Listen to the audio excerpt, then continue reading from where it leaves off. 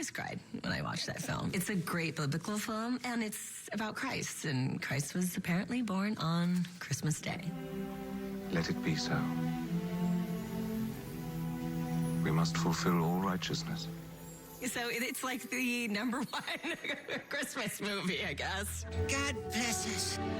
God bless us, everyone.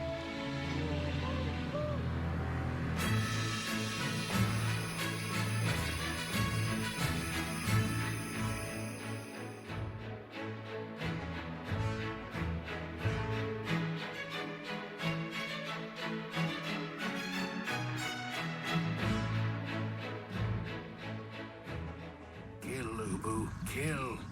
Good fish.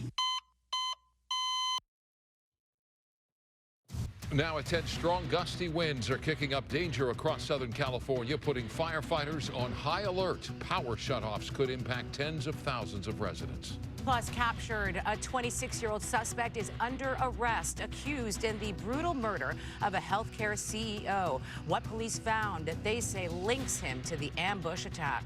And a Disney influencer tragically dies from a food allergy at a holiday event in downtown Los Angeles. The fatal mix-up that led to her death and the push for emergency preparedness. Now on the news at 10.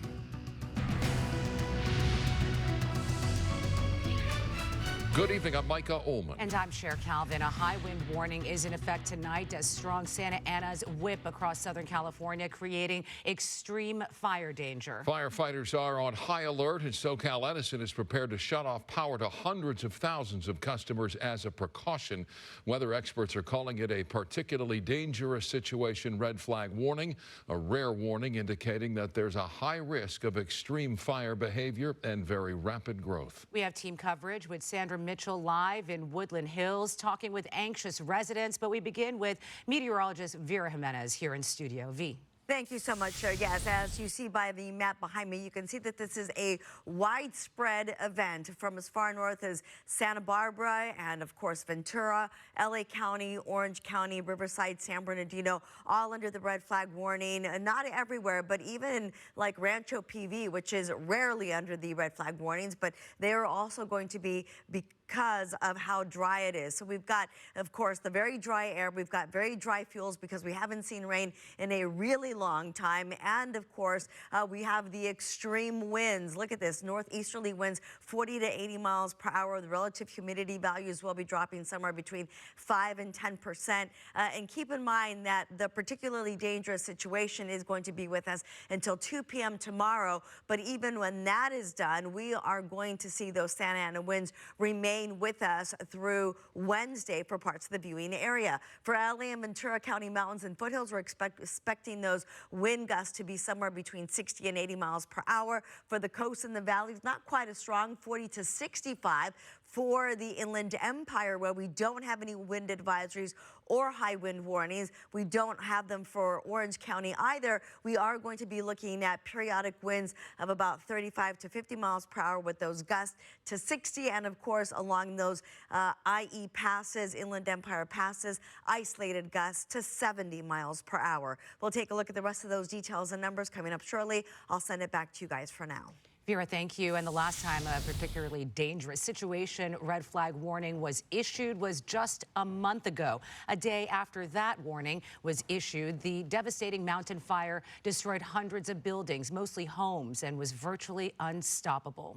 KTLA Sandra Mitchell live in Woodland Hills with more on how first responders are preparing and what residents need to know. Sandra. Micah and Cher, we are still waiting for those ferocious winds to arrive. It's starting to get a little bit breezy out here in Woodland Hills, but those fierce winds, they're coming. Apparently, the situation's so severe, the National Weather Service now urging fire stations to be on alert. That fire engine on the side of the road could be an ominous sign of what's to come. Down into the canyons, the Amundsen Park, Bell Canyon, yeah. Bad.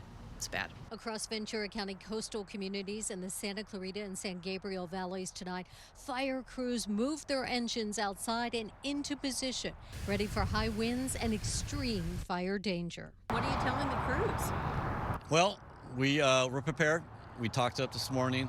We got our task books out talking about wind-driven fires, the potential initial attack, structure protection, tactics, so we're ready.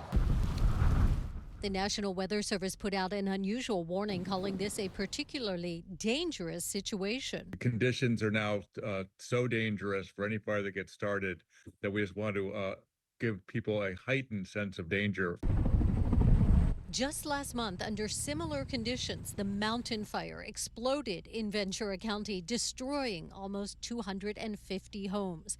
Now, the National Weather Service warning of extreme fire behavior, many downed trees, and power outages. SoCal Edison warning up to 250,000 customers could lose power because of down lines that could spark a monster fire. That fire will exhibit explosive growth and very quick, dangerous movement, giving people very little time to evacuate. So people in the typical Santa Ana wind quarter zones, they need to be ready. And in nearby neighborhoods, residents who've experienced massive fires before say they are on alert. The concern is the embers, like whipping around and just making sure that you have your defensible zone, and then if it can get up and under your eaves.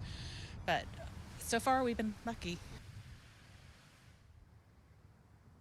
And so I just checked in with some of the local fire stations and SoCal Edison. They are telling me right now no fires and no power outages to report. They do expect things to get more severe overnight. We're live tonight in Woodland Hills. I'm Sandra Mitchell, KTLA 5 News. Back to you, Micah and Cher. Sandra, thank you. Stay with KTLA as we track the winds. For an update anytime, log on to ktla.com/weather. Police say the manhunt is over for the gunman in the brazen ambush murder of a health insurance CEO on a sidewalk in Midtown Manhattan.